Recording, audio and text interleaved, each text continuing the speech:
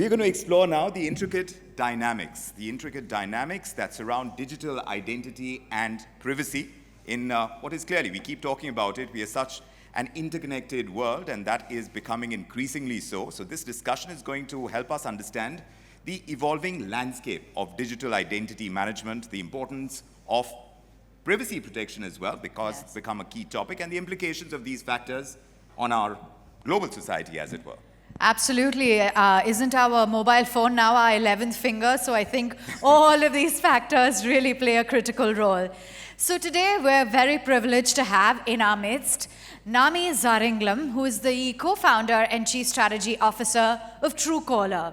So joining in for this conversation, he will provide very valuable insights into the challenges as well as the opportunities that are associated with managing digital identities in a world where privacy concerns, as we said, are becoming increasingly prevalent. So ladies and gentlemen, a round of applause. Mr. Nami Zarringhalam, great to have you with us. This is a presentation that Mr. Zarringhalam is going to make. All right. Namaste. Digital identity and privacy, two topics that are very interesting and, of course, increasingly important. I'd like to start by asking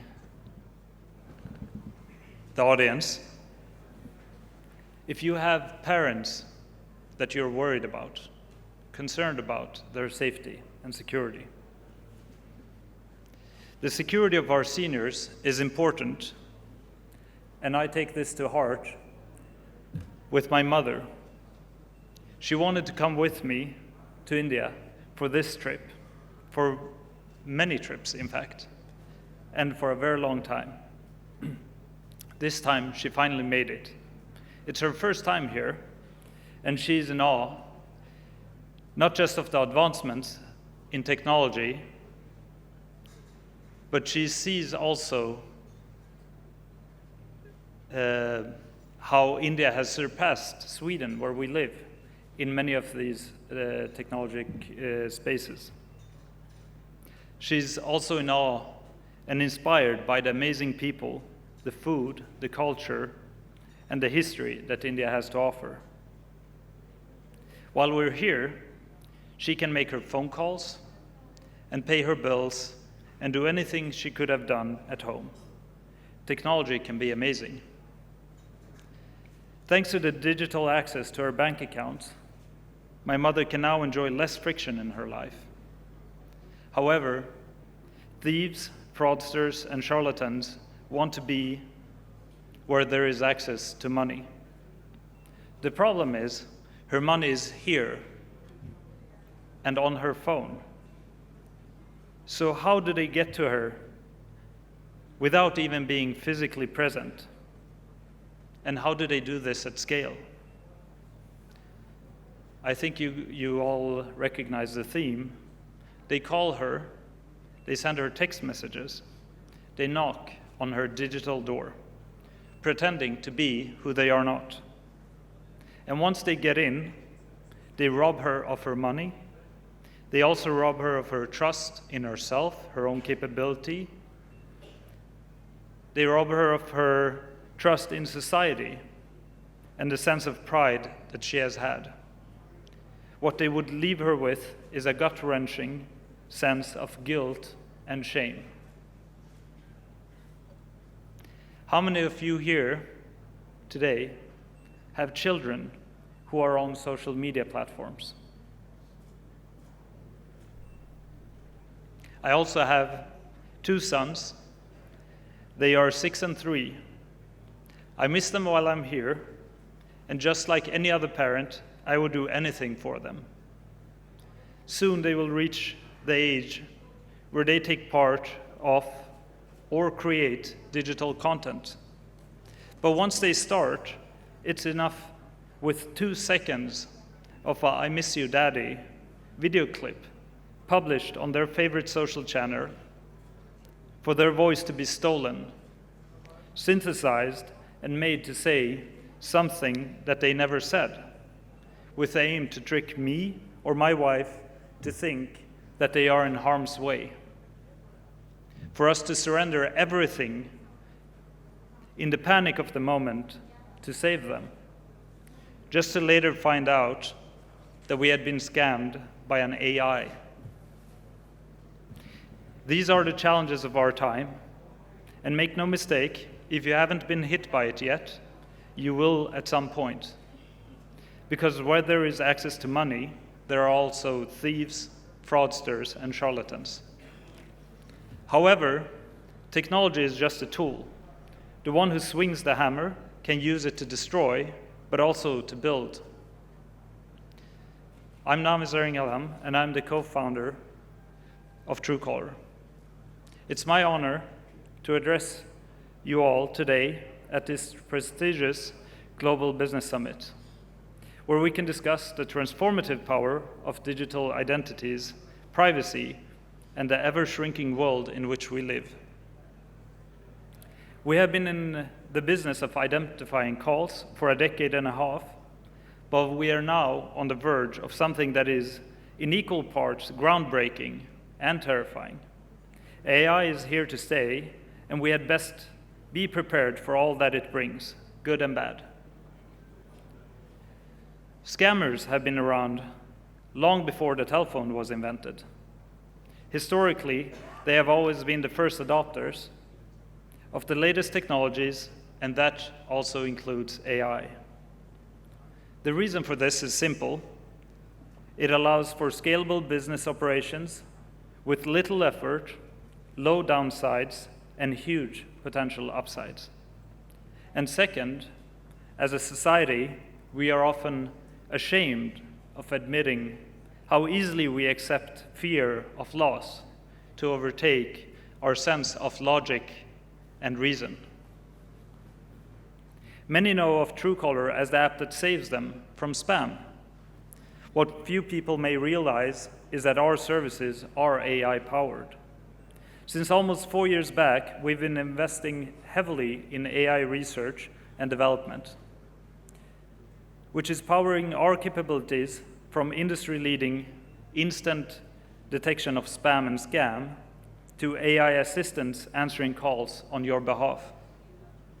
All of this research and development has been made possible thanks to our community of users.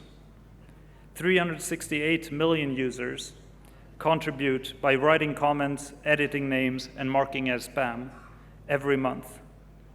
But how can you trust what people are saying in this day and time? Well, trust can only be earned, and that too is how our systems work. The challenge of these systems is to balance security and privacy. We do that by providing you with security against fraud, while ensuring you are in control of your data. The sense of privacy that you have in your home stems from the control you have of it. Nothing is shared to the outside world unless you have explicitly asked for it. That too is how Truecaller works. We enable full control of your own information.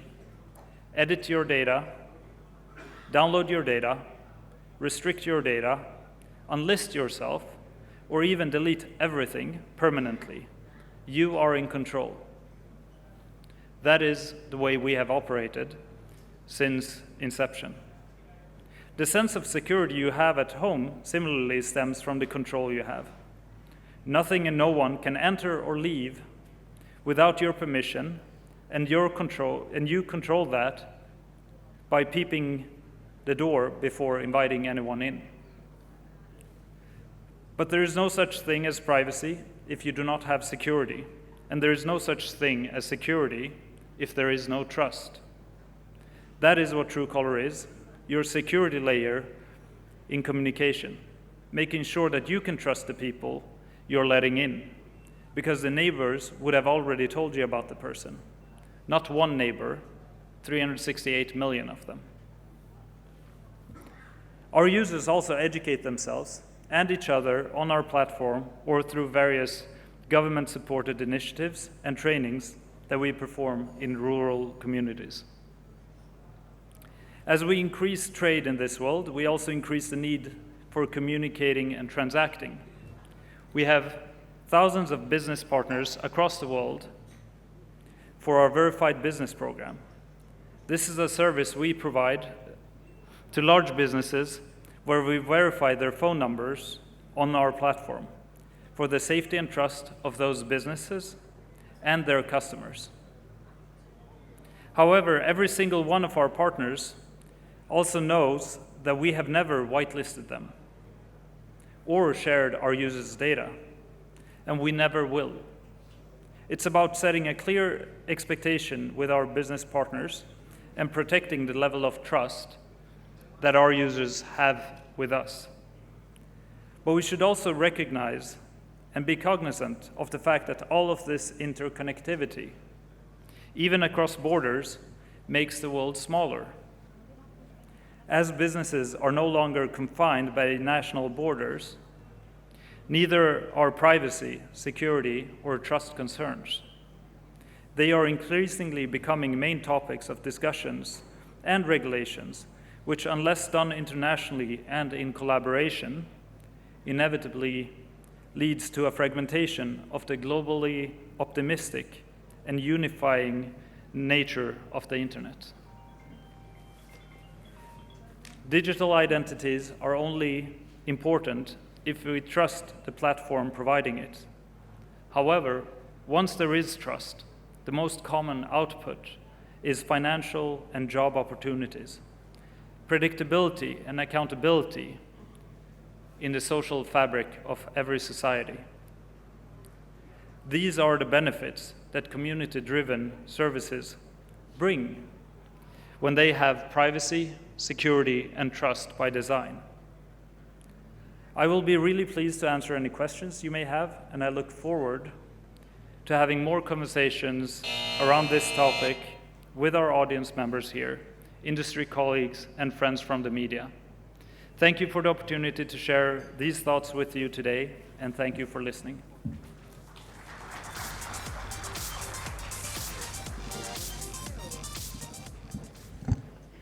Thank you so much for those valuable insights.